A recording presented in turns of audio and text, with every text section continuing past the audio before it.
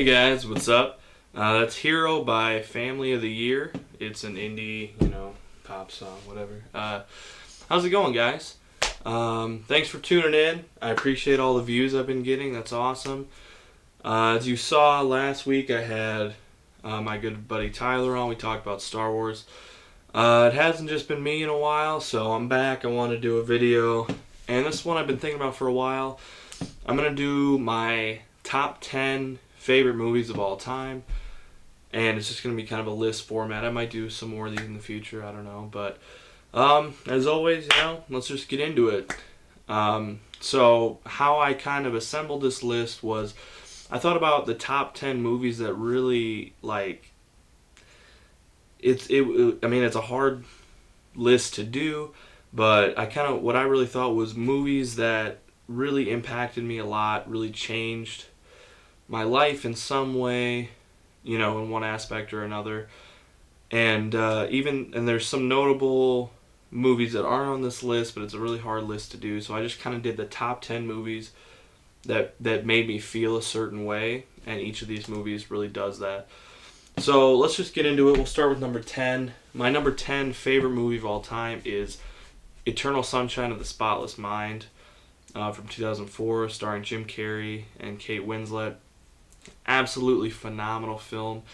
It's about this guy he was in this relationship for a long time, and then he found out that his ex-girlfriend had this procedure done where she wiped any memory of him.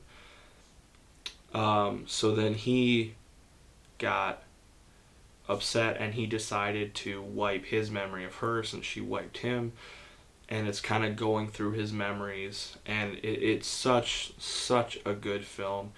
It just takes such a realistic look at relationships and what you go through, and the good times and the bad, and just such a good movie. Definitely check it out if you've never seen it. It is absolutely mind blowing, and really good to rewatch. It's really good to just you put yourself in the main character's shoes, which is what a movie's supposed to do.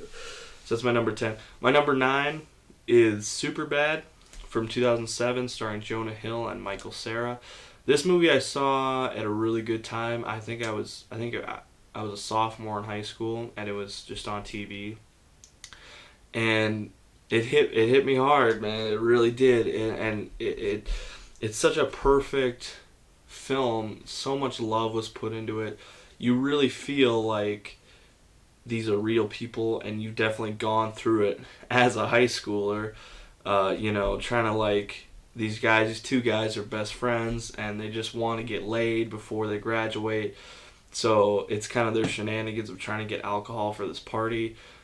And this movie was just so perfect. It's such a good movie.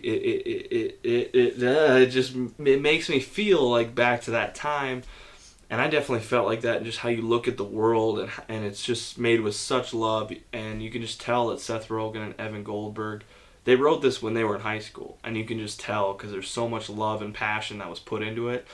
Absolutely phenomenal. Really, really, really amazing.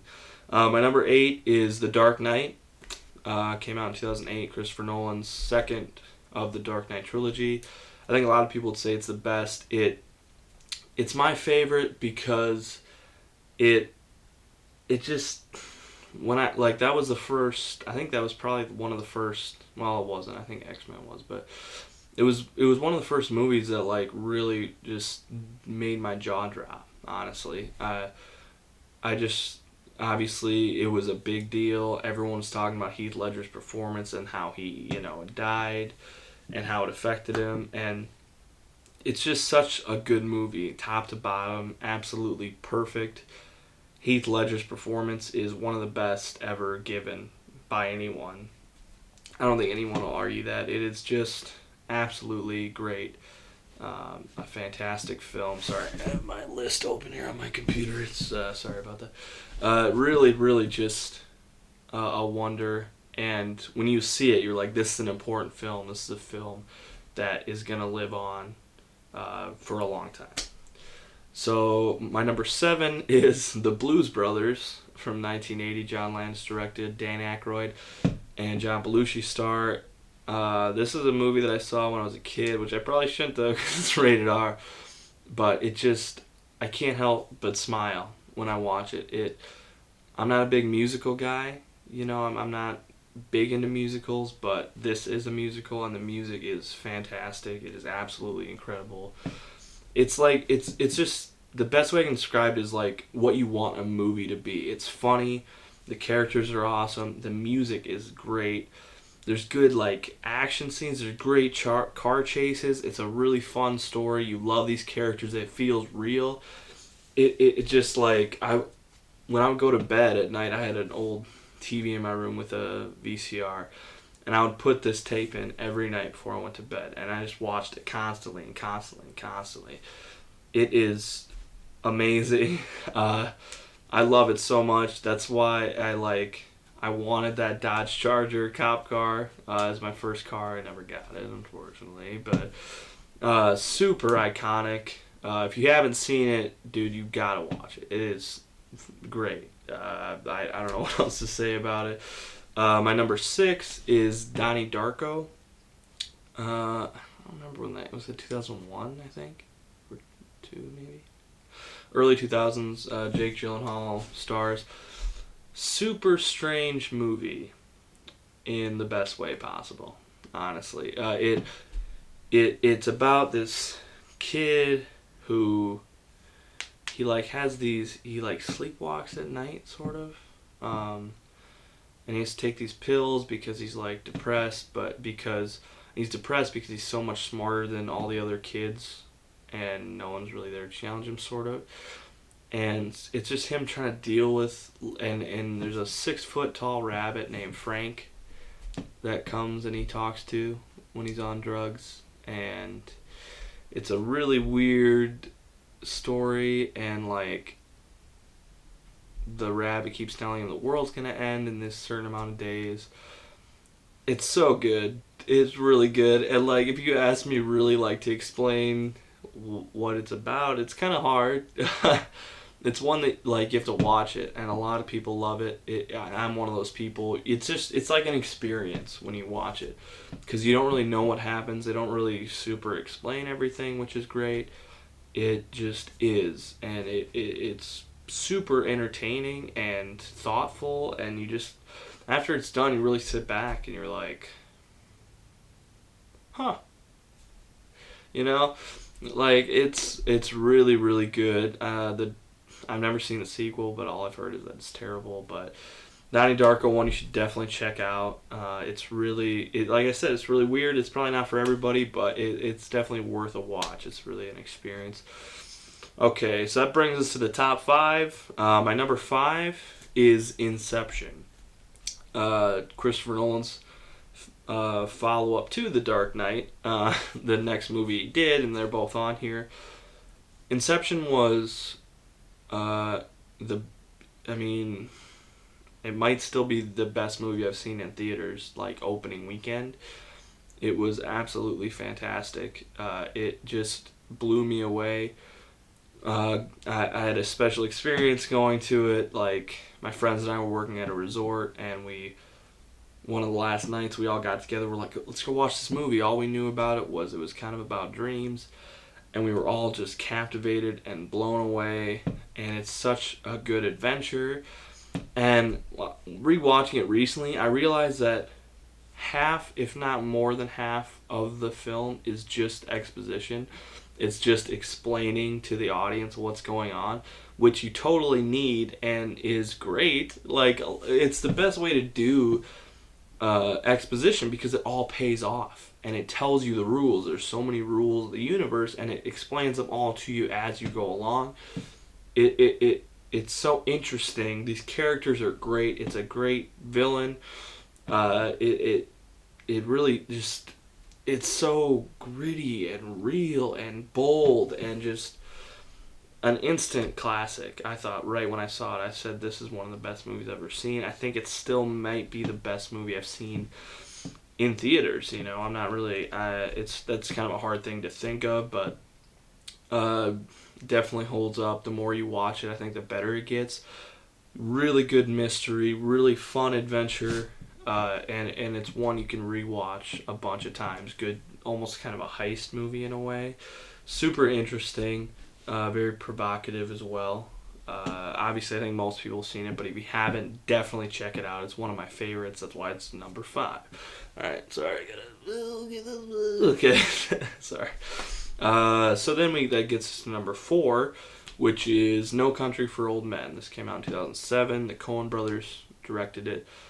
It is so good, and I can't even, it's a modern day western. Yeah, and it takes place in 1980, and it's about these 3 guys. There's this really bad dude, Anton Chigurh, maybe my favorite movie villain of all time, next to Poppy back there. It's just, I can't even really explain. There's not music behind it, so it feels super realistic. Josh Brolin is the lead in it, and because of this movie, every single thing that Josh Brolin is in, I will go see. Like, I think this is a masterpiece. When you watch it, I think has the best cinematography of any film ever. I really believe that.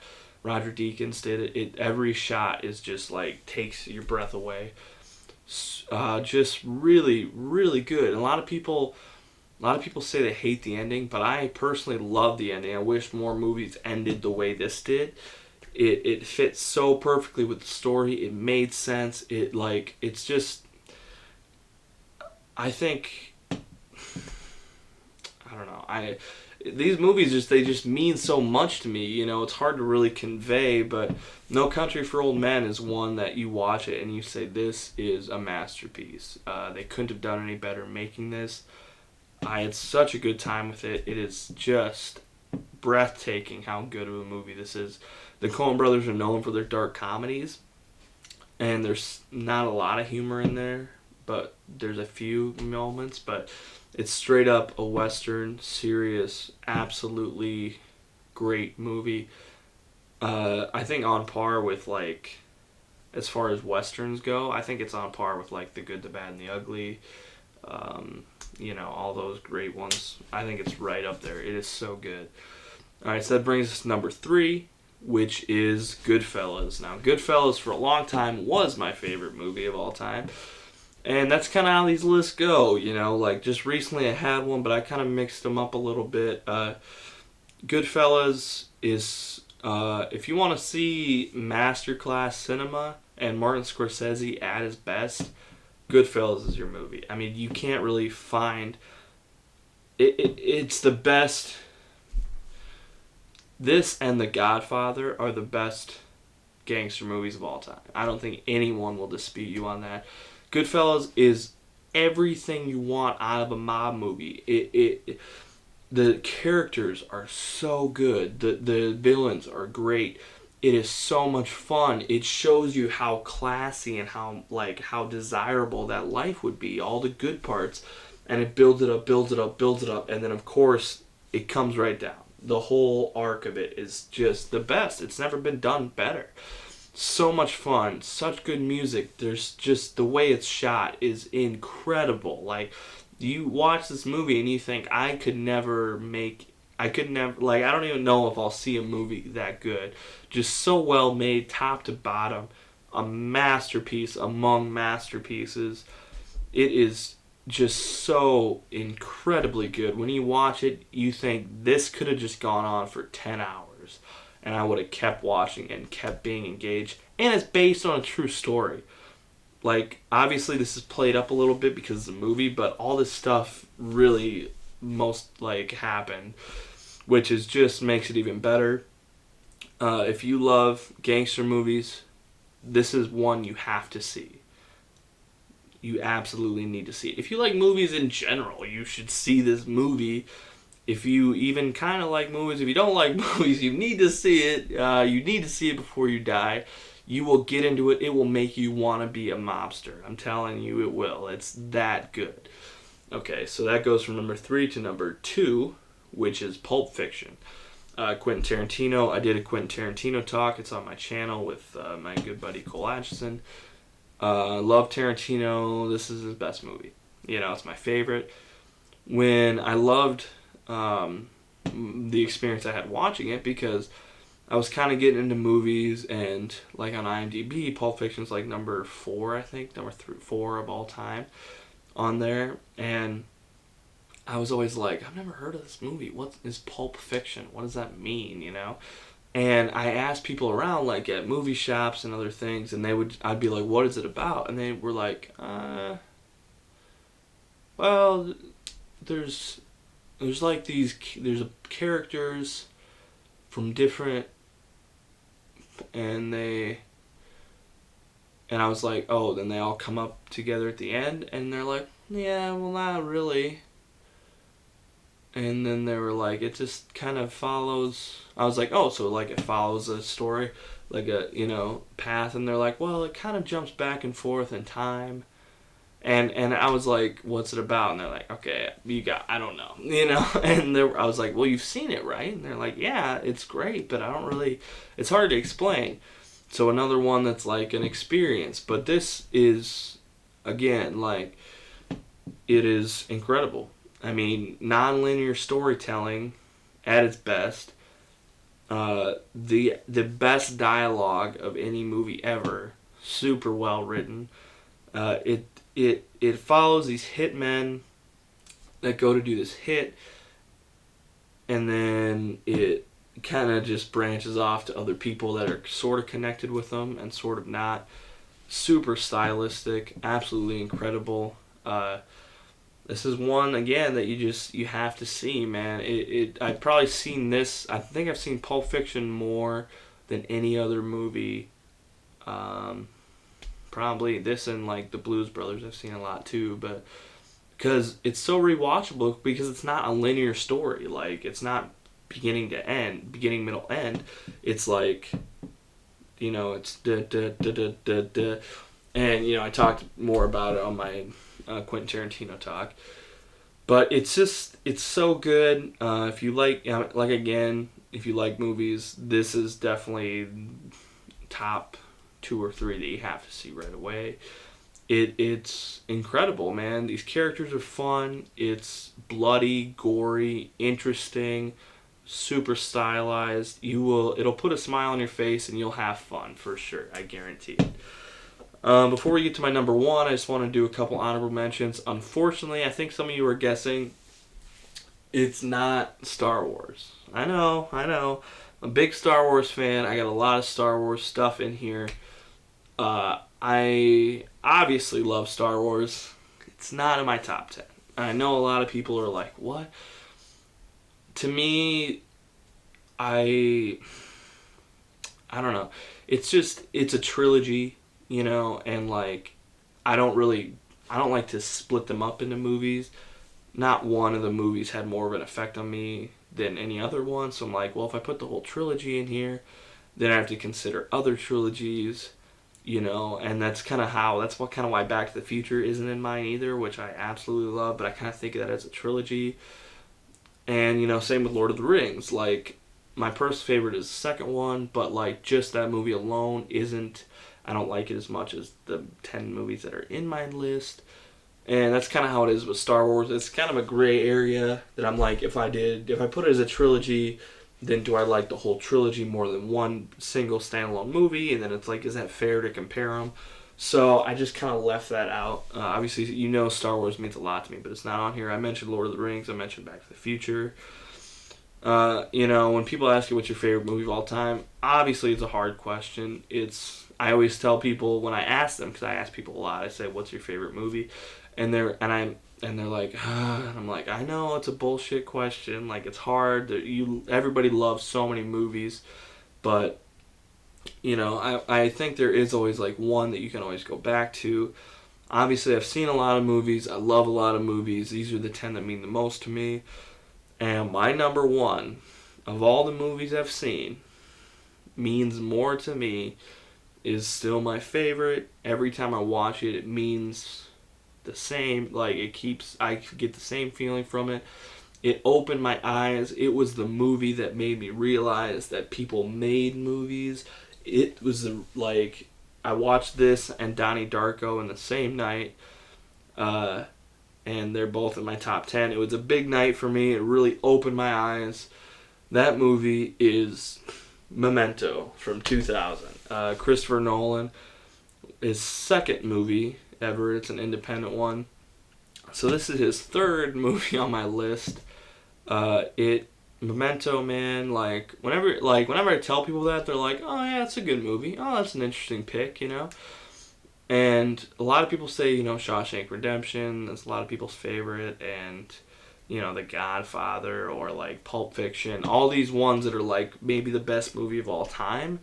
But I'm like, that's not my favorite. My favorite is Memento, because it's about this guy who has short-term memory loss, and he's trying to figure out, he's trying to find his wife's killer. His wife got murdered, and he's trying to find, the guy who did it, but obviously he has short-term memory, so he can't really remember anything.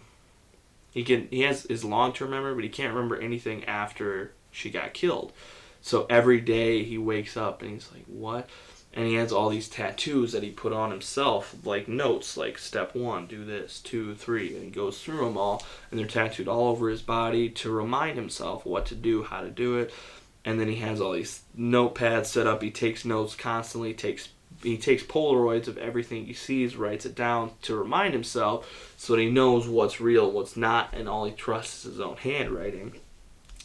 And so the reason this movie is so brilliant is it starts at the beginning. So the beginning of the movie is actually the end of this guy's story, and then the end of the movie is the beginning. Does that make sense? It starts with the last thing, and then him being like, oh, you killed my wife, boom. And it's 20-minute segments, and that's how long his memory lasts, and then he forgets. So basically the reason that's so brilliant is because you're right there with him. Is you don't know what's coming up because you can't remember anything either. You start from the end so that we're there, and then you're you keep going to the beginning and meeting new people, and so you don't know what's coming. You don't know who these people are. You don't really know what's going on. And there's 10, 20-minute segments where you're with him, and he's trying to figure out what's going on, and you're trying to figure out what's going on. He'll just wake up in a hotel room, and you're like, what? And he's like, what? And it's so great. I love it so much. And I've watched it a bunch of times, and every time I watch it, I get the same feeling. It hits me the same way. And it's just oh, man, chills, dude. This is an incredible film. I think a lot of people really like it, but I don't know if a lot of people love it. And I love it. I absolutely love this film. If you couldn't tell, it's still my favorite. I've seen so many movies. This is my favorite movie of all time. It means the most to me. Because of this movie, I was because it's set up backwards, I was like, that director is incredibly smart. How do you think of that? And then I realized, he made a decision about making a movie. And I was like, oh, people make movies. I finally, I knew people made them, but I didn't really get it. And then that movie just flipped the switch. It was oh, man. This movie is incredible. It doesn't pull any punches. Guy Pearce is better than he's ever been.